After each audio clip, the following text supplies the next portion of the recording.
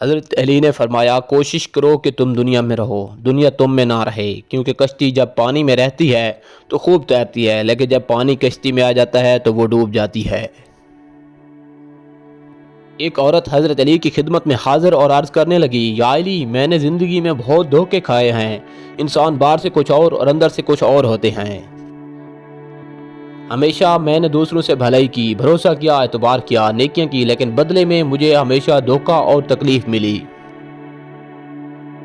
حضرت علی نے فرمایا، اے عورت، یاد رکھو، جس کے ساتھ نیکی کرو اس کے شر سے بچو، اور انسان سے کی جانے والی نیکی کا بدلہ انسان سے نہیں بلکہ انسان کے خالق اللہ پاک سے طلب کرو۔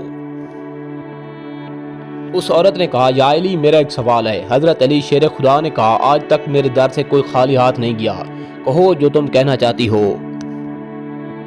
عورت نے ہاتھوں کو جوڑ کر کہا، یا علی، کیا کوئی ایسا عمل ہے جسے وقت سے پہلے ہمیں یہ معلوم ہو جائے کہ سامنے والے انسان ہم سے سچا پیار کرتا ہے یا نہیں؟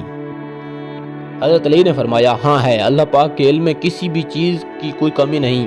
اگر تم یہ دیکھنا چاہتی ہو کہ سامنے والا انسان تم سے سچا پیار کرتا ہے تو تم 3 مرتبہ یہ یا ودودو، یا حکیم، یا کریم، یا رحمان دل میں پڑھو، اور جس سے تم پیار کرو اس کے چہرے پر دیکھو اور سامنے والے کا چہرہ منحوس نظر آئے تو سمجھ جانا آنے والے وقت میں وہ تمہیں بہت تکلیف اور دھوکہ دے گا، لیکن اگر سامنے والے بندے کا چہرہ مطمئن اور عام انسان جیسا ہو تو سمجھ جانا کہ انسان تم سے پیار تو نہیں کرتا لیکن دھوکہ بھی نہیں دے گا۔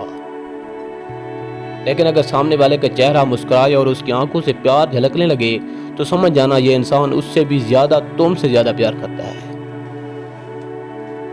حضرت علی نے فرمایا، کفر کے بعد سب سے بڑا گناہ کسی کی دل آزاری ہے۔ ایک شخص نے حضرت علی سے پوچھا، یا علی، ہمارے دل میں کسی دوسرے کے لیے اتنی محبت کیوں پیدا ہوتی ہے؟ کوئی اجنبی جسے ہم جانتے بھی نہ ہوں، اکثر وہ ہمارے دلوں کو اتنا اچھا لگنے لگتا ہے۔ حضرت علی نے فرمایا، اللہ تعالیٰ نے دنیا قائم کرنے سے پہلے تمام انسانوں کی روحیں پیدا کی اور تمام روحیں ایک جگہ جمع کی تھی۔ وہاں پر جو روحیں ایک دوسرے کے بہت نزدیک تھی، جب وہ دنیا میں ایک دوسرے کے سامنے آتی ہیں تو محبت پیدا ہوتی ہے۔ اصل میں روحوں کے ملنے سے محبت پیدا ہوتی ہے۔